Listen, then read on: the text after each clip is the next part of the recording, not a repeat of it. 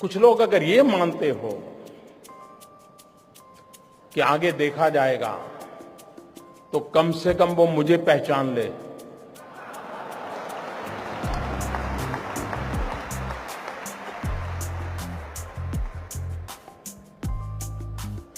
देश आजाद हुआ तब से अब तक का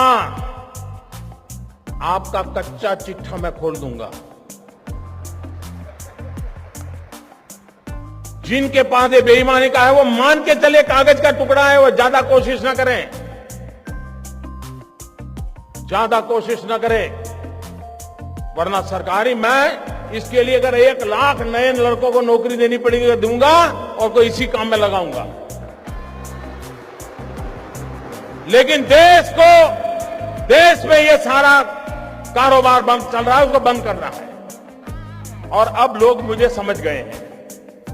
इतने दिन उनको समझ नहीं आया, लेकिन जरा एक डोज ज्यादा आया तो समझ आया।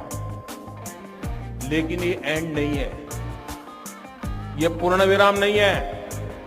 मैं हाथ खुल करके कहता हूं, ये पूर्ण विराम नहीं है। देश में भ्रष्टाचार, बेईमानी बंद करने के लिए मेरे दिमाग में और भी कई प्रोजेक्ट चल रहे हैं।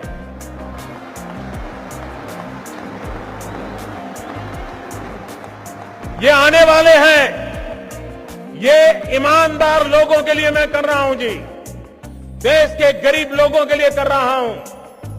मेहनत करके जिंदगी गुजार रहे हैं, उनको अपना घर मिले, उनके बच्चों को अच्छी शिक्षा मिले, उनके घर में बुजुर्गों को अच्छी दवाई मिले, इसके लिए मैं कर रहा हूं।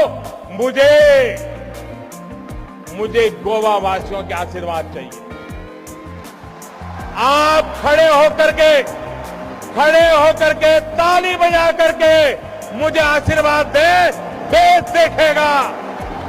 देखेगा ईमानदार लोग। इस देश में ईमानदार लोगों की कमी नहीं है।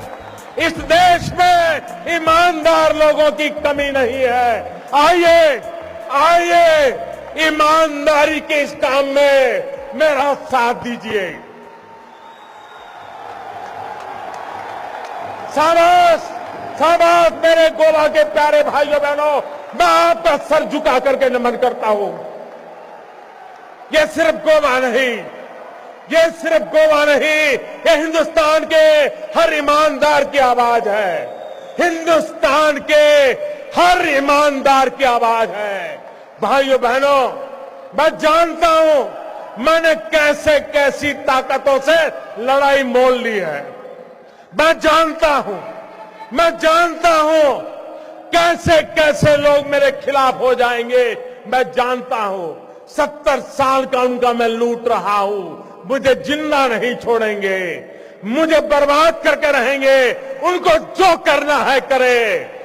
50 साल भाइयों बहनों, 50 दिन मेरी मदद करे।